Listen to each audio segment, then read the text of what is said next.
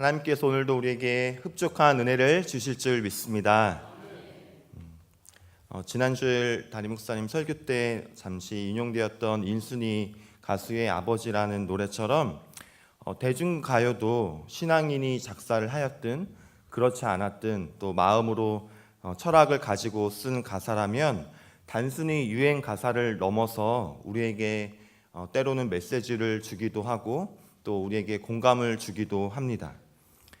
제가 학창 시절 때 많이 유행하고 또 저도 좋아했던 가요가 있습니다. 한 보이 그룹의 길이라는 가요인데요. 사실 대중가요 유행 가사라면 뭐 사랑 이야기나 아이들 눈높이에 맞는 주제가 더 공감이 되고 유행을 할 것 같은데, 이 가사는 학생들 또 젊은이들을 상대하는 대중가요 또 아이돌 그룹인데도 불구하고 인생의 길에 대해서 이야기를 하고 있습니다.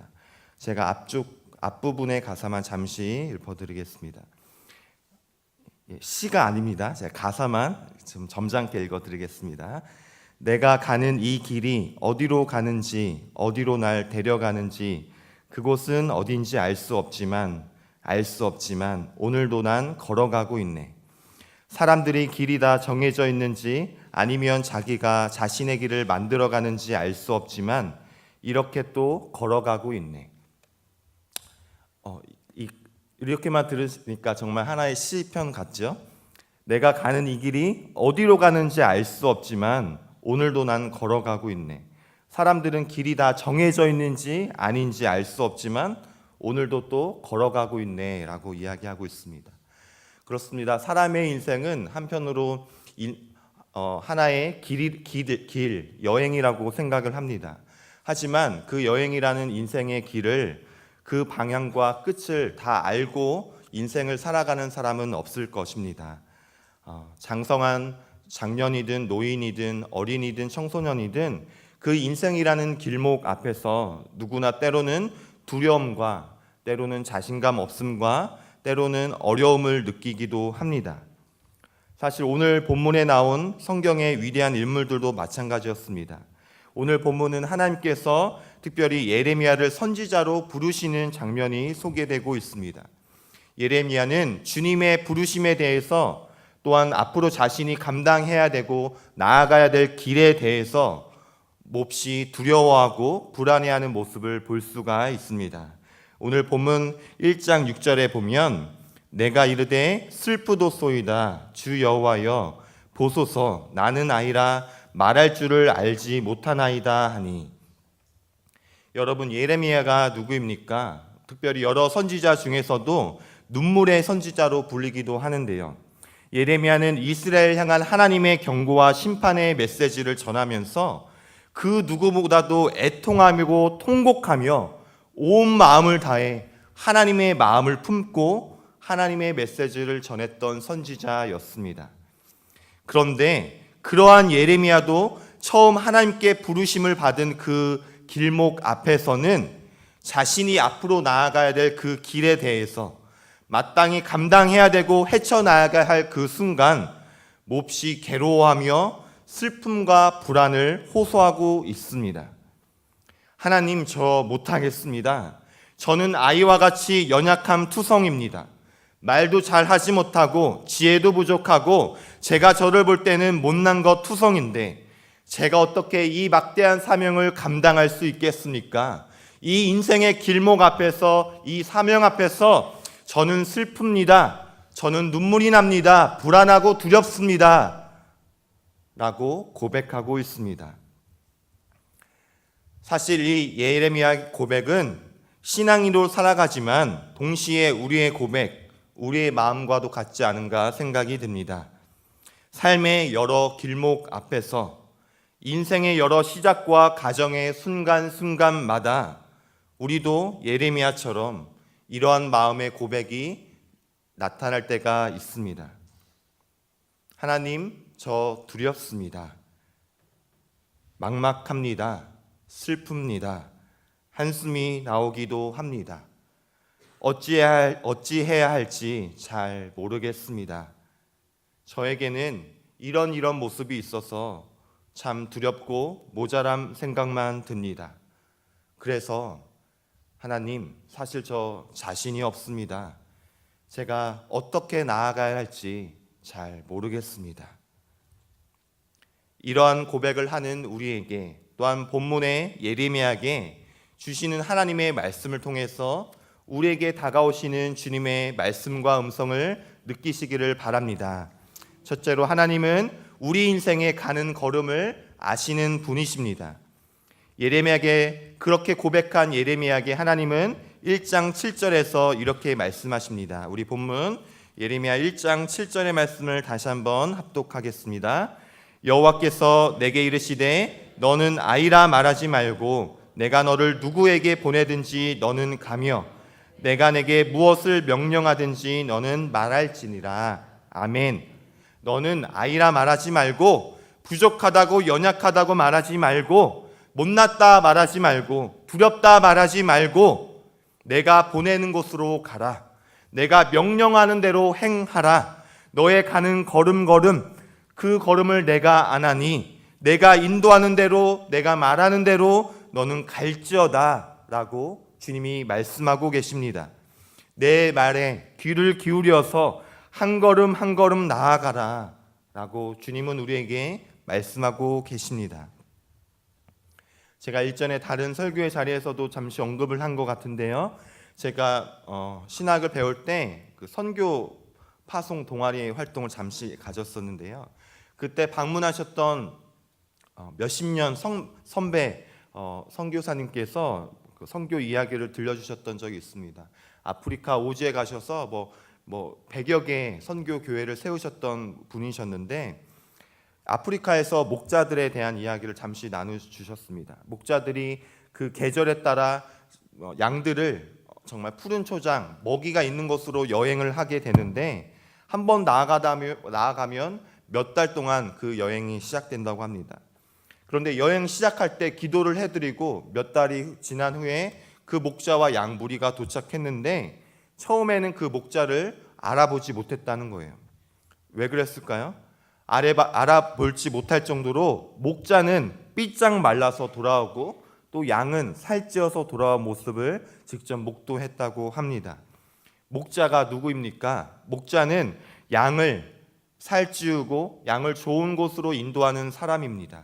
그래서 실제로 아프리카 현지의 목자가 자신은 밤낮으로 짐승이 오나 안 오나 보호하고 관리하고 잠도 잘 못 자고 때로는 끼니를 걸리지만 자신의 몸을 내어서라도 양을 지키는 모습을 잘 관찰할 수 있었다는 이야기를 들었습니다.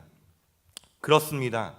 신약 성경에서도 하나님은, 예수님은 우리의 목자 되시고 우리는 주님의 길을 따르는 양이라고 비유하며 말씀하고 있습니다. 사실 양은 어디로 가는지 잘 알지 못합니다. 도착지를 알지 못합니다. 결과를 알지 못합니다. 그저 목자가 가라는 대로 목자가 가는 걸음걸음을 보고 따라가는 것 뿐이지요. 때로는 다른 길로 갈 때는 목자가 채찍질을 하기도 합니다. 자꾸 딴 길로 가려고 해서 지금 눈에 보기에는 당장 저 앞 가까운 곳에 가면 나를 만족하게 할 줄 만한 먹잇감이 있는 것 같은데 목자는 거기로 가지 못하게 합니다. 그리고 나를 아프게 채찍질을 찌기도 합니다. 그리고 그 방향으로, 내가 가고 싶은 방향으로 인도를 해주지 않을 때도 있습니다. 왜 그렇습니까? 그것이 목자의 마음입니다. 거기가 아니라 이 양에게 더 좋은 곳, 더 풍성한 곳을 알기 때문에 때로는 이곳으로 인도하지 않고 때로는 채찍질을 가기도 하는 것입니다. 내 양은 내 음성을 들으며 나는 그들을 알며 그들은 나를 따르니라 라고 요한복음 8장에서는 말씀하고 있습니다. 여러분, 하나님께서 우리 인생에 가야 할 그 걸음걸음을 아십니다. 우리 인생의 방향도 목적지도 우리가 가야 할 모습도 주님께서 알고 계십니다. 마치 양을 치는 목자처럼 언제 물을 먹여야 하는지, 언제 잠시 쉬어야 되는지, 언제 지금은 힘들어도 좀 더 참고 높은 골짜기를 올라야 하는지 하나님이 우리의 모든 걸음걸음을 다 알고 계심을 믿으시기를 바랍니다. 둘째로 하나님께서는 우리 인생의 마침표를 알고 계십니다. 사실 신앙인의 삶은 방금 목자의 예를 들었던 것처럼 그 끝을 다 알고 결과를 다 알아서 자신감 있게 나아가는 삶은 아닙니다. 우리는 요셉의 일생을 잘 알고 있습니다. 요셉이 형들에게 버림받고 노예로 팔려갈 때 지금 좀 참으면 나중에 나는 총리가 되어 있을 거야 라고 자신의 인생을 다 알고 있었습니까? 아닙니다. 몰랐습니다. 자기 인생이 어디로 갈지 전혀 알지 못했습니다. 자기 인생의 종착지가 어떤 모습일지 그는 전혀 그리지 못하였습니다. 그러나 그는 한 가지는 알았습니다. 하나님께서 내 인생을 주관하시고 다스리셔서 결국에는 내 인생을 가장 선한 길로 인도하실 것이라는 그 믿음이 있었습니다. 그래서 때로는 감옥이었지만 때로는 노예 생활이었지만 그는 하나님께 현재 주어진 삶의 자리를 최선을 다해 성실하게 믿음으로 살아갈 수 있었던 것입니다. 그래서 그는 마지막에 이렇게 고백합니다. 당신들은 나를 해하려 하였으나 하나님은 그것을 선으로 바꾸사 오늘과 같이 많은 백성의 생명을 구원하게 하시려 하셨나니. 아멘. 모진 두려움도 외로움도 있었지만 때로는 가족에게 또 버림받고 억울하고 이해되지 않는 내 삶이었지만 왜 나만 이럴까? 왜 우리 가족만 이럴까? 하는 지난날의 고백도 있었지만 결국에는 하나님께서 모든 것을 선으로 바꾸셨습니다. 하나님은 그런 분이십니다. 하나님은 그렇게 우리의 삶을 인도하시고 책임지는 분이십니다. 라고 요셉은 고백하였습니다. 이러한 요셉의 믿음의 고백이 저와 여러분의 고백 되기를 바랍니다. 제가 일전에 다른 이전 교회에서 성도들이 말씀 이런 캠페인을 하면서 성도들이 가장 잘 알고 있는 말씀, 가장 많이 외우고 있는 말씀이 무엇인가를 조사한 적이 있습니다. 교회적으로요. 근데 가장 많이 나온 말씀이 뭘까요? 성도들이 외우고 있는 가장 좋아하는 말씀, 우리 담임 목사님의 말씀이기도 한데 데살로니가전서 5장 16장 18절 말씀, 항상 기뻐하라로 시작되는 말씀입니다. 왜 그럴까 생각이 들었는데 외우기 쉬워서 그런 것도 같다는 생각이 들었습니다. 두 번째 2위로 나온 말씀이 있습니다. 성도들이 잘 많이 외우고 있는 말씀은 창세기 1장 1절의 말씀입니다. 물론 그 메시지도 중요하지만 외우기 쉬워서 많이 나오는 말씀인 것도 같습니다. 참 중요한 사실 메시지를 담고 있는 말씀입니다. 또 우리가 너무 잘 알고 있습니다. 태초에 하나님이 천지를 창조하시니라. 우리는 하나님이 우리를 창조하셨다는 사실 그 메시지를 성경 처음 머리에 나온 것처럼 너무나도 잘 알고 있습니다. 그런데 그와 동시에 너무나도 잘 모르고 있는 것이 있습니다. 성경 맨 끝에서 어떻게 하나님이 우리에게 말씀하시는지, 성경 맨 끝에 나오는 말씀은 어떤 것인지 우리는 잘 간과하고 있습니다. 요한계시록 22장 13절에서는 주님은 이렇게 말씀하고 계십니다. 나는 알파와 오메가요, 처음과 마지막이요, 시작과 마침이라. 아멘. 하나님께서 우리의 삶을 창조하셨다는 그 메시지는 너무 잘 알고 있지만 성경 맨 끝자락 요한계시록에서 나오는 말씀, 나는 알파와 오메가요, 처음과 마지막이요, 시작과 마침이라 라는 말씀은 많이 간과하고 있습니다. 그리스어 알파벳의 첫 글자와 끝 글자인 알파와 오메가를 통해서 하나님께서는 당신 자신을 지칭하셨습니다. 나는 너희들의 처음과 마지막이라. 너의 삶을 처음도 인도하시고 처음도 계획하시고 나의 섭리 가운데 너를 창조하신 것처럼 너의 삶의 그 끝도 내가 마칠 것이고 내가 마지막이 되어 책임져 줄 것이다 라고 말씀하고 계십니다. 하나님께서 우리의 삶을 창조하셨습니다. 우리는 하나님의 작품입니다. 하나님께서 우리 인생이라는 작품을 만들어 가시다가 실증나면 포기하고 내팽개치시는 분이 절대 아닙니다. 하나님이 지으신 모든 창조물의 마침표도 하나님께서 분명 찍으신 것을 기억하시기를 바랍니다. 그러면 안 되겠지만 혹시 이 자리에 삶에 큰 소망이 없이 낙담하시거나 인생에 큰 목표 없이 지치고 힘든 일상을 살아가고 계신 분이 있지는 않으십니까? 인생이 끝인 것 같습니다. 가망이 없어 보입니다. 저 망했습니다. 이 고백이 불과 2주 전에 제가 고등부 아이에게 들은 말입니다. 고3 아이가 이제 반도 지나지 않았는데 저 끝난 것 같아요. 저 포기해야 될 것 같다는 고백을 합니다. 그런데 이 고백이 작년의 삶을 살아가는 여러분의 고백이 될 수도 있겠다는 생각을 말씀을 준비하면서 품게 되었습니다. 내 모습이 초라해 보이고 실패한 것 같고 가망이 없어 보이고 그저 그런 삶인 것 같다는 생각이 혹시라도 드십니까? 그런 마음이 든다면 이 말씀을 기억하시기를 바랍니다. 하나님은 우리의 알파와 오메가가 되십니다. 시작과 마침이 되십니다. 처음과 마지막이 되십니다. 여러분 인생의 끝까지 책임져 주시는 분이 바로 우리의 창조주 되시는 하나님이심을 기억하시기를 바랍니다.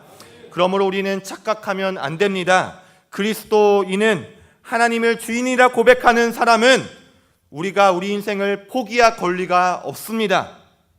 하나님께서 가장 값진 독생자 예수 그리스도를 십자가에 내버리시면서 우리를 사셨습니다. 그리고 말씀하시지요. 너는 내가 지명하여 불렀나니 너는 내 것이라 라고 말씀하십니다. 하나님께서 우리 인생을 포기하지 않는 이상 우리가 우리 인생을 포기할 권리는 없습니다.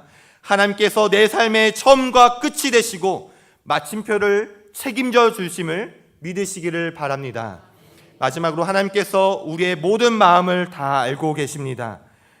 우울증을 겪고 있거나 심리적인 마음의 외로움을 겪고 있는 환자들의 대부분은 다른 것이 아니라 그 마음의 처음은 내가 혼자인 것 같은 생각에서 그 질병, 우울증이 시작이 된다고 합니다. 어떤 상황과 문제가 아니라 내가 혼자인 것 같은 느낌 때문에 그 모든 마음의 질병, 우울증이 시작된다는 것이죠. 그런데 오늘 본문 예레미야 1장 5절에서는 주님은 이렇게 말씀하십니다. 내가 너를 모태에 짓기 전에 너를 알았고, 주님께서 우리를 모태에서 짓기 전부터 우리를 알고 계셨다라고 표현하고 있습니다. 또한 우리가 잘 알고 있는 성령에 대한 말씀처럼 로마서 8장 말씀에 보면 이와 같이 성령도 우리의 연약함을 도우시나니 라고 표현하고 있습니다. 연약함을 도우신다는 표현은 무슨 말씀입니까? 먼저 우리의 연약함을 알고 계신다는 말씀입니다. 하나님의 영이신 성령님께서 우리 모든 그리스도인의 마음의 연약함, 영적인 연약함, 경제적인 연약함, 물질적인 연약함, 인간적인 연약함, 관계의 연약함을 다 알고 계십니다. 우리 내면의 연약함을 주님이 다 알고 계시고 헤아리고 계시고 공감하고 계시고 말씀하고 계십니다. 내가 다 아노라. 그러므로 너는 두려워 말라. 내가 너와 함께함이라 라고 말씀하고 계십니다. 그 주님을 기억하며 주님께서 우리의 모든 마음을, 우리의 모든 형편을, 인생의 가는 걸음을 다 아심을 기억하며 다시 한번 소망의 삶을 살아가는 저와 여러분의 삶이 되기를 바랍니다. 마지막으로 오늘 본문 1장 8절 말씀을 함께 합독하고 말씀을 마무리하겠습니다. 예레미야 1장 8절의 말씀입니다. 너는 그들 때문에 두려워하지 말라. 내가 너와 함께하여 너를 구원하리라. 나 여호와의 말이니라 하시고 아멘. 기도하겠습니다. 하나님 감사합니다. 우리는 우리의 삶을 나의 시각으로, 나의 마음으로 상황을 보며 판단하지만 주님께서 우리 인생을 다 알고 계신다 말씀하시니 감사합니다. 주님께서 우리 인생에 가는 걸음걸음도 그 끝도 또 우리의 그 모든 마음도 다 알고 계시는 줄 믿습니다. 그 주님 바라보고 의지하며 다시 한번 소망의 삶을 살아갈 수 있도록 주님 인도하여 주시옵소서. 예수 그리스도의 이름으로 기도드립니다. 아멘.